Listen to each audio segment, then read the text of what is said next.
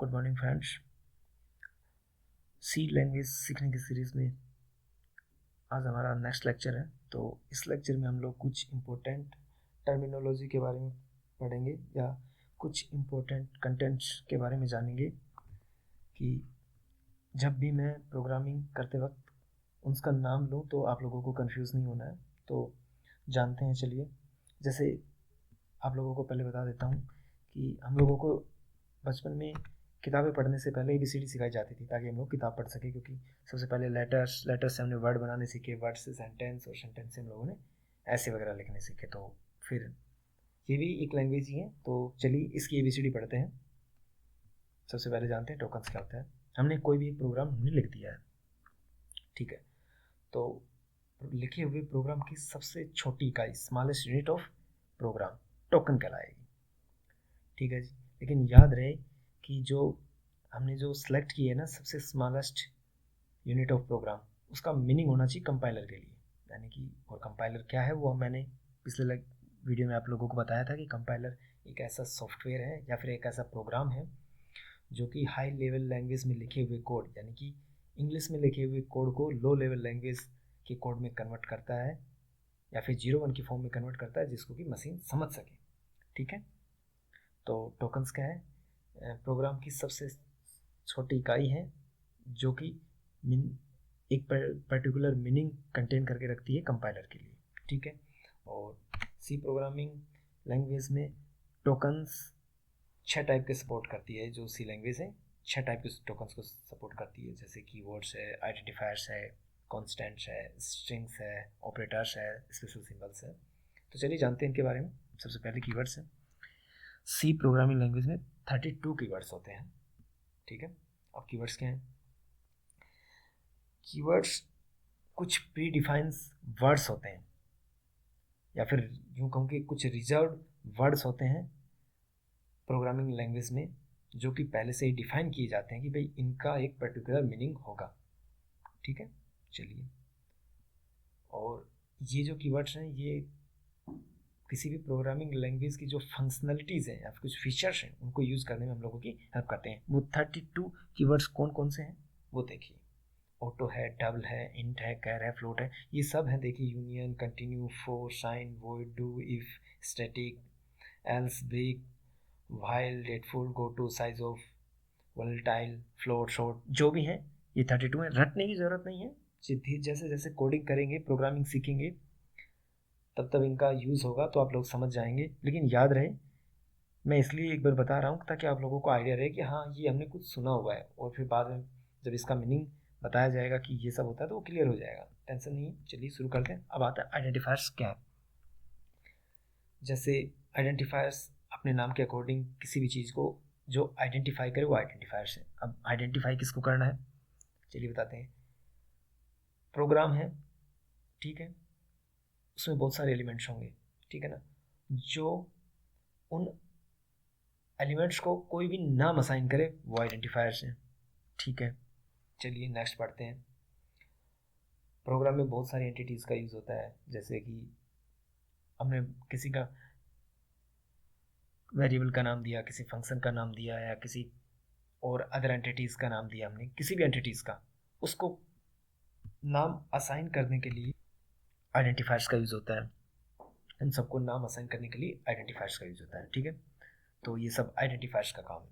अब ये आप बताते हैं, एग्जाम्पल देखते हैं आइडेंटिफायर्स क्या है। वेरिएबल्स के नेम, फंक्शंस के नेम, एटसेट्रा।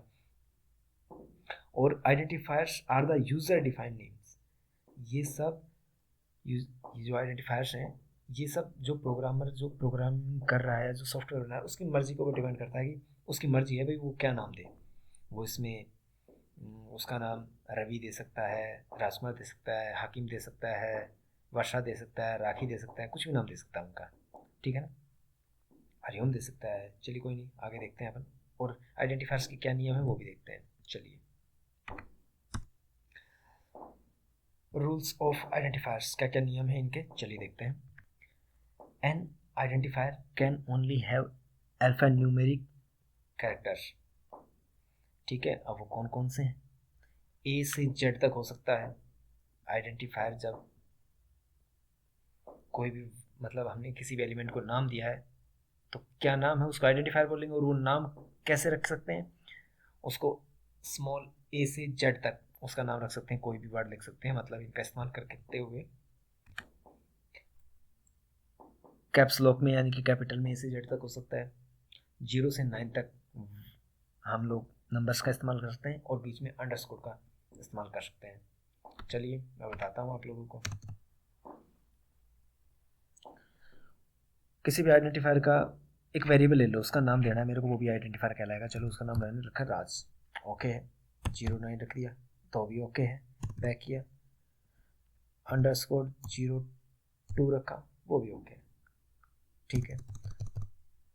और अब ये ठीक है ऐसे है, लेकिन याद रहे इनके अलावा हम लोग इस्तेमाल नहीं कर सकते। जैसे मैंने लिखा रवि लिख दिया, ठीक है। @ लिख सकता हूँ? नहीं, बिल्कुल नहीं, गलत है, इसका इस्तेमाल नहीं होगा। अंडरस्कोर सिंबल का इस्तेमाल कर सकता हूँ, हाँ मैं ऐसे कर सकता हूँ, ये लिख सकता हूँ, एक मिनट सॉरी,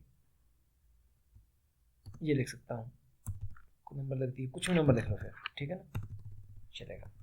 चलो नेक्स्ट पॉइंट देखते हैं हम लोग। The first character of N identifier can only contain a से जेड तक हो सकता है, छोटे में ए से जेड तक, कैपिटल में बड़े में हो सकता है, अंडरस्कोर हो सकता है, यानी कि इनके अलावा फर्स्ट लेटर यूज नहीं कर सकता कोई भी, इन्हीं में ही से ही होगा, उसके पीछे कुछ भी लिखो। लेकिन याद रहे ये जो बताए हुए ना सीमा, ए से स्मॉल ए से जेड तक, कैपिटल ए से कैपिटल जेड तक, 0 से 9 तक और अंडरस्कोर, सिर्फ यही यूज़ करना है, इसके अलावा कोई यूज़ नहीं करना है। चलिए तीसरा पॉइंट देखते हैं। Identifiers are also case sensitive in C language. Case sensitive का मतलब क्या है, ठीक है चलिए, किसी का मैंने नाम दे दिया एक्स और किसी दूसरे वेरिएबल का नाम दे दिया एक्स, ये तो दोनों अलग होंगे। केस सेंसिटिव का मतलब यही है, यानी कि ये सेम नहीं है। कभी अगर मैं ये कहूँ कि ये और ये सेम है, नहीं बिल्कुल नहीं, इसका मीनिंग अलग है, कैपिटल एक्स का, स्मॉल एक्स का अलग मीनिंग है, ठीक है जी, कंफ्यूज नहीं होना है। केस सेंसिटिव का मतलब मैंने एक लिख दिया है,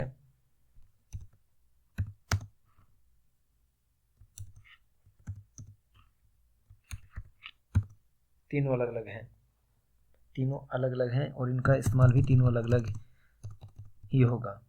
चलिए अब नेक्स्ट पॉइंट के बारे में बात करते हैं।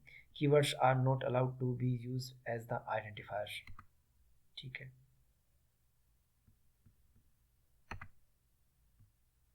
ये कीवर्ड्स हैं, इन सब का इस्तेमाल मैं आइडेंटिफायर्स के तहत नहीं कर सकता। यानी कि अगर मैं किसी का वेरिएबल का नाम ऑटो रखना चाहूँ तो ये गलत है, क्योंकि ऑटो का मीनिंग पहले से ही कंपाइलर की लाइब्रेरी में रखा हुआ है।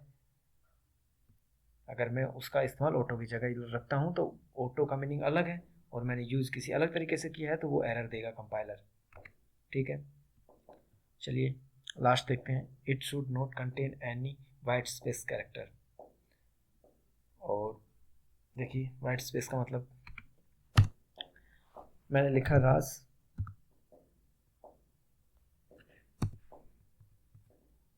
राज और स्पेस लिख देता हूँ कुमार, गलत है, बिल्कुल नहीं। अगर इसको जो स्पेस दिया है ना, इसी को ही वाइट स्पेस बोल रहा हूँ मैं, इसको, ये स्पेस नहीं होना चाहिए। अगर आप लोगों को स्पेस टाइप कुछ देना है, मतलब ऐसा महसूस कराना, तो आप लोगों को ऐसे अंडरस्कोर लगा देना है, स्पेस तो यूज़ करना ही नहीं है, ठीक है ना। तो किसी भी आइडेंटिफायर्स के नाम रखते हुए, ठीक है ना, तो ये सब है। चलिए अब तो आज की वीडियो में इतना ही है, बाकी के जो बचे हुए कंटेंट्स हैं या इन पॉइंट्स हैं, इनके बारे में हम नेक्स्ट वीडियो में स्टडी करेंगे। Thank you.